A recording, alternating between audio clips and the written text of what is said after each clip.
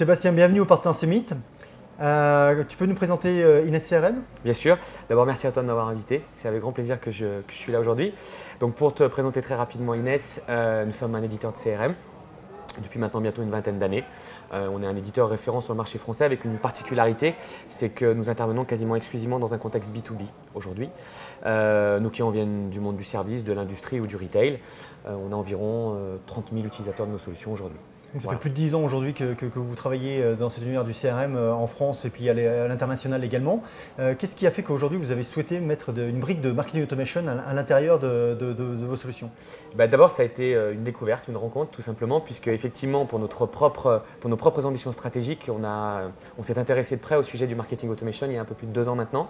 On avait une strate d'outbound classique avec un certain nombre de personnes qui prospectaient pour détecter des opportunités pour nos commerciaux.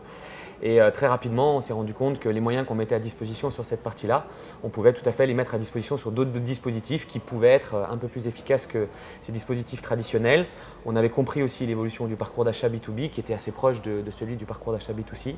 Et à partir de là, on s'est posé cette question en disant sur quel type de dispositif on se doit d'investir et préparer l'avenir. Et donc le marketing automation a été presque une évidence pour nous.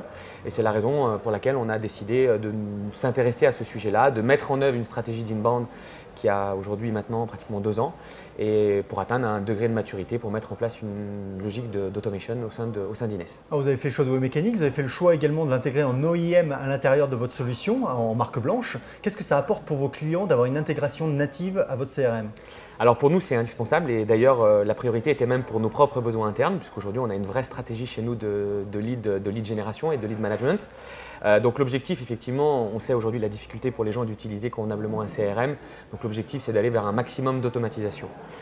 C'est pas à toi que je vais apprendre ça. Donc l'automatisation, c'est quoi? C'est de faire effectivement une imbrication parfaite entre les deux outils, de façon à ce qu'on n'ait pas de déperdition entre la génération du lead et son traitement. Puisque c'est la clé aujourd'hui, on le sait qu'aux États-Unis, aujourd'hui un lead doit être traité à peu près dans les 15 minutes qui suivent son identification. Alors, on n'est pas encore là aujourd'hui en France, mais on sait qu'il faut qu'on prenne le même chemin. Donc la réalité, ça a été de dire on ne va pas faire une simple synchronisation de cibles, ça nous semblait le minimum qu'on pouvait faire, mais à côté de ça, si on voulait être vraiment productif et aller au bout de l'efficacité, il fallait qu'on soit sur une intégration plus importante. Donc voilà, ce qu'on a fait effectivement ensemble après quelques mois de développement. Absolument, de travail. Quelles sont les spécificités aujourd'hui sur le business to business, secteur sur lequel vous travaillez? Qu'est-ce qui paraît spécifique à cet univers? Alors, c'est vrai qu'on a compris très rapidement que c'était des solutions qui avaient été mises en place au départ pour des problématiques B2C. On a vite compris, je pense que c'était des outils qui servaient notamment les e-commerçants. Donc voilà, et c'est vrai que même si la notion de parcours d'achat est à peu près équivalente, pour nous, on estime, comme on est des spécialistes du B2B, que la notion de travail en fait, et de marketing relationnel pouvait être un peu différente.